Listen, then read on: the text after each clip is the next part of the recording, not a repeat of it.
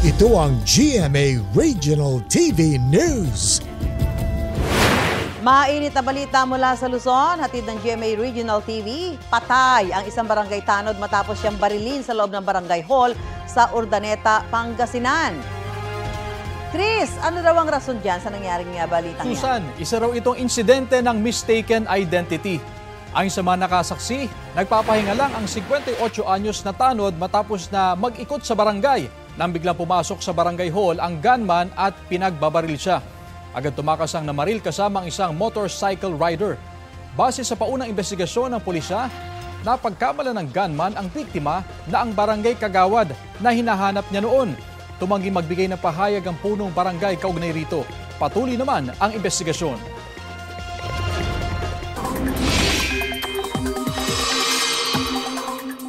Nagka-landslide sa barangay Buhisan, Cebu City. Nangyari yan kasunod ng ilang oras na malakas na ulan. Isang bahay ang apektado ng pagguho. 3 magkakaanak ang nailigtas ng Cebu City Disaster Risk Reduction and Management Office. Agad silang isinugod sa ospital. Sabi ng Pag-asa, ang ulan sa Cebu City ay epekto ng low pressure area. Sa ngayon, hindi na nagpapaulan sa bansa ang nasabing LPA dahil patuloy ang paglayo nito. Huli ang namataan, 515 kilometers, kanluran ng Tanawan, Batangas. Easterlies ang nagdadala ngayon ng mainit at maalinsangang panahon sa bansa. Posibleng umabot sa danger level na 45 degrees Celsius ang heat index sa Etiaga, Isabela, 44 degrees Celsius naman sa Tugigaraw, Cagayan, Sanglipoy, Cavite at Daet, Camarines Norte. 43 degrees Celsius sa Pasay at Quezon City, Dagupan, Pangasinan at 8 pang lugar. 17 lugar naman sa bansa ang posibleng umabot sa 42 degrees Celsius ang heat index ngayong araw. Eto na ang mabibilis na balita. Nasunog ang isang bahay na may 3 palapag sa barangay Batasan Hills sa Quezon City kaninang madaling araw. Ayon sa mga saksi, namata nilang may umuusok sa unang palapag kung saan naroon ang sari-sari store ng pamilyang naninirahan doon. Mabilis na kumalat ang apoy at kumalat sa iba pang palapag. Nasa 8 truck ng bumbero ang rumisponde sa lugar. Ligtas namang nakalabas ang pamilyang naninirahan doon pero wala silang naisalbang gamit. Halos mag-alas 5 na ng umaga nang ideklara ang fire out. Inimbestigahan pa ng Bureau of Fire Protection ang sanhi ng apoy at kabuuang halaga ng pinsala. Nasunog din ang isang apartment unit sa San Nicolas District sa Maynila. Ayon sa BFP, nagsimula ang apoy bago mag-alas 3 ng madaling araw at napula makalipas ang mahigit 30 minuto. Walang ibang nadamay na unit at walang nasaktan sa insidente. Inaalam pa ang sanhi ng apoy.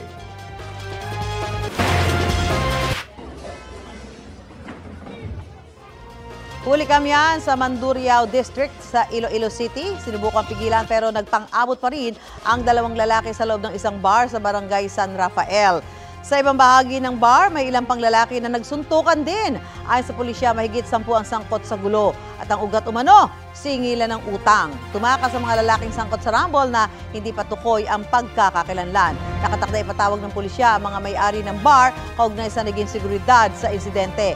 Sinubukan ng GMA Regional TV na kunan sila ng pahayag, ngunit walang gustong humarap sa kamera. Kabilang sa mga alamin sa investigasyon kaugnay sa disgrasya sa NAIA nitong linggo ay kung pasok ba sa standards ang steel bollard na dapat sanay pumigil sa umarangkadang SUV. 2 po ang namatay roon, kabilang ang isang batang babae. Narito po ang aking report. Mahal na mahal ko po yung anak ko. Maliha.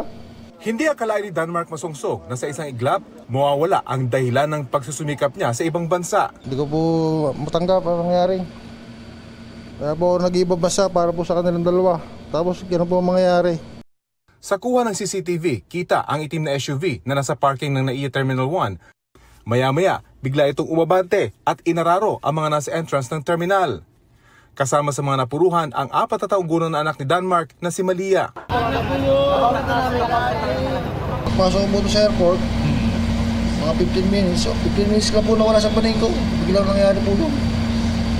May kumalampag po. Katat ko pa po kasama ko doon eh. Sinasit ko po siya. Hindi na po siya nagre-reply. Doon na po ako natakot kaya po ako napatakot. Tapos nung paglabas ko po, nakita ko po yung mga magulang ko, pati yung aking pamangkin. Pati yung aking asawa, nasa ambulansya. Yung pong anak ko, nahanap ko, wala. Hindi ko po makita. Pinagtanong ko po sa mga pulis, hindi na po nila alam. Kasi hindi pa na po nila na-check. Pero pagtingin ko po doon sa ilalim ng sasakyan, yun, hindi ko na po nakakita. Ayon kay Danmark, balak sana niyang tapusin na lang ang 2 taon at pumirmi na sa Pilipinas para sa kanyang mag-ina. Sabi niya sa akin, Daddy, ikaw na mag-aatid sa school lang sa akin. Kasi hindi ko pa yan hindi ko pa naihatid sa school yan kasi lagi ako nasa ibang bansa. Kaya gusto niya, maranasan din yun.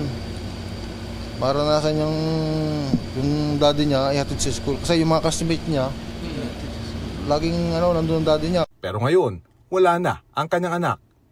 Nasa ospital naman ng kanyang misis na hanggang ngayon daw ay hindi pa rin alam ang nangyari sa anak. Kasi mahina pa po siya eh. Baka po pag nalaman niya, baka po lalo siyang baka kung ano po mangyari sa kanya. Nasugatan din sa insidente ang kanyang ina at isang pamangkin at nasa maayos ng kondisyon. Hiling ni Danmark ay hustisya. Sana po itulungan niyo ako na managot yung bumangga sa anak ko.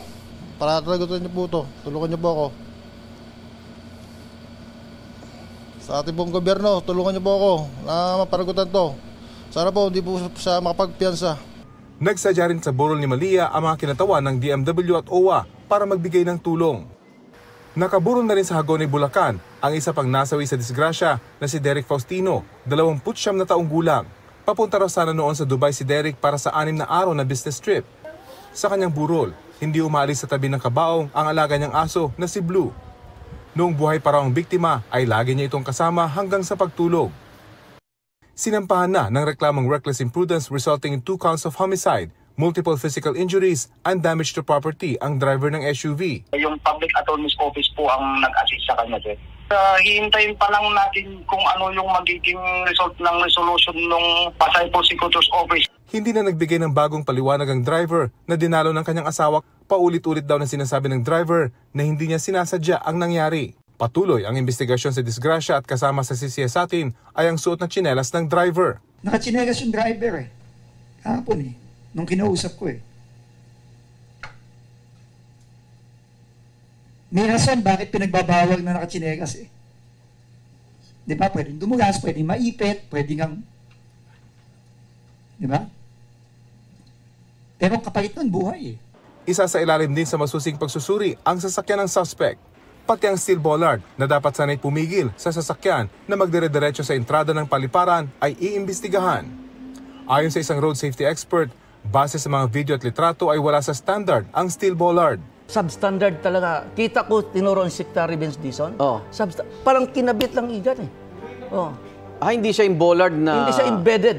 Dapat 300 mm ang pag-embed ng bollard na kayang titigil sa impact. Sa pinangyarihan ng disgrasya, naglagay na ng bagong bollard.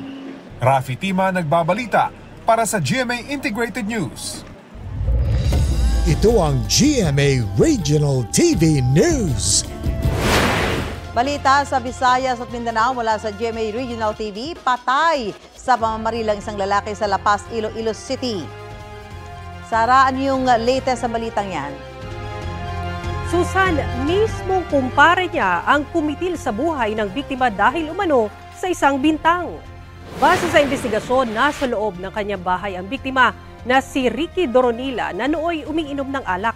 Ang kumpare niyang si Ronaldo Heruta na ang sospek sa krimen. Nasa inuman naman sa kabilang bahay. Maya-maya nagtalo raw ang magkumpare. Pinagbintangan daw kasi ng sospek ang biktima na naghagis umano ng bato sa bubong kung saan siya nakikipag-inuman. Sinubukan silang awati ng mga naroon pero hindi napigilan ang sospek hanggang sa barilin ang biktima. Tinutugis na ang sospek na tumakas matapos ang krimen.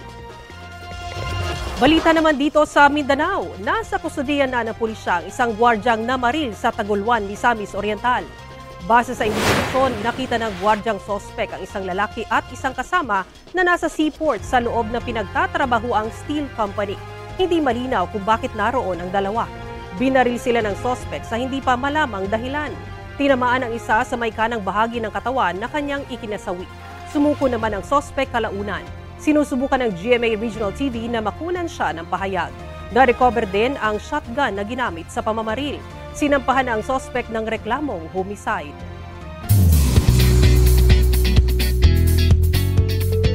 Happy Tuesday mga mare at pare! May bagong revenge drama series na dapat abangan sa Kapuso Network.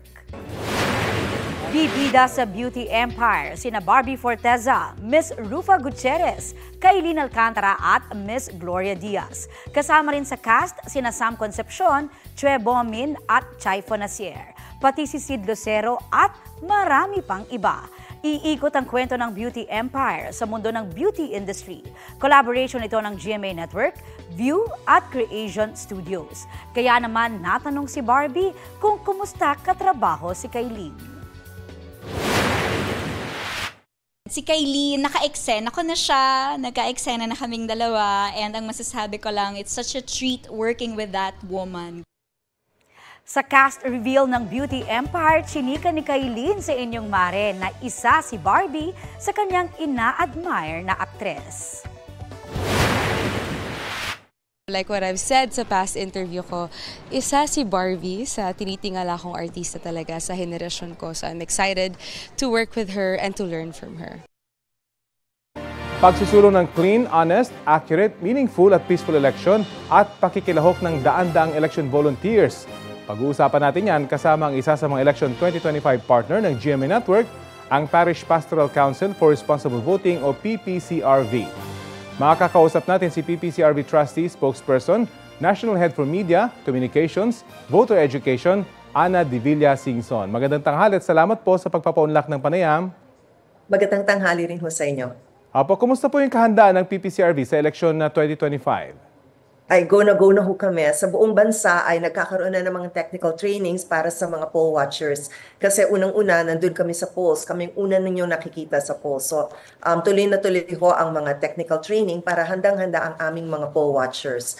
We're expecting around 350,000 of those. Tapos kahapon, kaka-launch lang ho namin ang aming command center kung saan naman ho namin isasagawa ang aming unofficial parallel count. Dito po namin ino-audit yung integridad ng transmitted vote. Nagre-recruit pa ho kami dyan. Last 2022, we had almost 70,000 volunteers sa command center. So hoping kami na magkaroon rin ng ganun kadami this time. Opo. Base po sa datos, kabataan, yung karamihan sa mga botante ngayong 2025 elections, gaano po ka-importante na magiging ambag ng mga kabataan sa clean, honest, accurate, meaningful at peaceful elections? Sobrang importante ho because they're 1/3 of the vote. Labis pa ho, almost 35% ho sila ng vote between 19 to 30 years old. Kaya naman ho namin pinagtutuunan ng pansin. Sobra ho ang pagpuntahan namin sa mga paaralan para magbigay ng voters education based on values, yung aming Tibok Pinoy program para sa values. Ang sabi namin sa kanila, palagi silang sinasabihan na sila ang gift of the future. Ang challenge ko sa kanila, ang isa pang word for gift is present. They are the present gift. Huwag nang maghintay ng future. They should be the gift today. Na kung tama silang bumoto na may panunuri at base sa mga values ng isang huwarang Pilipino, totally mapapalitan nila ang entire political landscape. Totally ho. Ang dami nila. Sa inyo pong pag-iikot, anong vibe na nakukuha nyo sa mga kabataan? Paano nyo ilalarawan yung mga kabataang botante ngayon pong midterm elections? Ay, sobrang nakakatuwa. They are very passionate. They are very involved. Napaka-engaged ho nila. At ang lakas ho ng sense of nationhood. Hindi ko na sasabi yung pangalan, sasabihin yung pangalan, no? But sa isang eskwela, bago magka-voters education at pagkatapos ng voters education, nagkaroon sila ng halalan para tignan kung magkakaiba. At may pagkakaiba. Tapos nakita ko yung resulta ng halalan. Ibang-iba ho ang profile ng mga binoboto nila sa mga lumalabas sa survey. Ibang-iba ho, nakakagulat. Parang ibang-iba ho. Nung tinanong ko, paano kayo nagdesisyon, ayon raw sa voters education na tinuro sa kanila, ang sabi nila ay nag-research sila sa social media kasi yung iba kong kandidato hindi nila kilala. So nagpursige silang sila mismo ang mananaliksik tungkol sa mga kandidato. Ibang-iba ho yung profile na kanilang pinili. And they're very, napaka-curious ho. At saka ang isang tanong na nakakatuwa, in many schools tinatanong sa akin, paano namin tuturuan yung mas nakakatanda para mas mapanuri silang bumoto? Very telling po. Napaka-importante yung binahagi niyong impormasyon na ibang-iba sa mga lumalabas sa survey, yung mga boto ng mga kabataan. Oo. Kasi di ba sinasabi natin nakaka-impluensya yung mga lumalabas sa survey. Pero sabi nyo, mga kabataan na mismo ito, sila yung majority ng mga botante. So talagang, of course, i-take natin with the grain of salt, ika nga, itong mga lumalabas na mga survey. Anyway, ano mga survey issue po yung aasahan sa bagong bukas na PPCRV Command Center? Nabanggit nyo kanina, bukas na po ito. Yes. Actually, nag-cut kami ng ribbon kahapon at we're already holding office there to prepare. Dalawa ho ang serbisyo na binibigay namin, na inaalay namin sa aming command center. Number 1 ho, kami ang isa sa 5 server na binigay ng kami ho ay isa sa 5 server na rineward ng COMELEC. Ibig sabihin, makakakuha kami ng transmission mula sa automated counting machine sa aming server. Diretso na ho. Wala na hong middleman. Mismo sa automated counting machine, mag-transmit ho sa server namin. So, makikita namin kaagad ang in real time yung election results na national, local, at saka party list. Ipapakita ho namin yan sa aming command center in real time. Meron ho kami napakalaking screen, pinapakita ho namin doon. Tapos ilalagay rin namin sa aming website, ppcrv.org, ang real-time results ng audit. Yung pangalawang ginagawa ho namin sa aming command center ay ang pag-audit ng integridad ng transmitted. Ginagawa ho namin, pinaghahambing namin ang physical ER na print ng bawat automated counting machine bago mag-transmit. Pinapadala ho yon sa command center namin at pinapagkumpara yon, inihahambing sa transmitted na vote. Dapat ho magkapareha yon, dapat ho walang kaibahan. So early on talaga makikita kung merong pagkakaiba dahil real-time yun yung pagko-compare. Anong magiging mission naman po ng ating mga PPCR volunteers sa mismong araw ng eleksyon? Ay nako, marami ho silang gagawin. Silang pinakauna nandun because very early in the morning, bago nag-uumpisa pa, ay sumasama nila sila sa final testing and sealing. Nandun sila pag binubuksan ang ballot box, ang equipment, lahat. Nagprepara pa po. Tapos, pagpasok ng polling center, kami una nyo nakikita sa Voters Assistance Desk.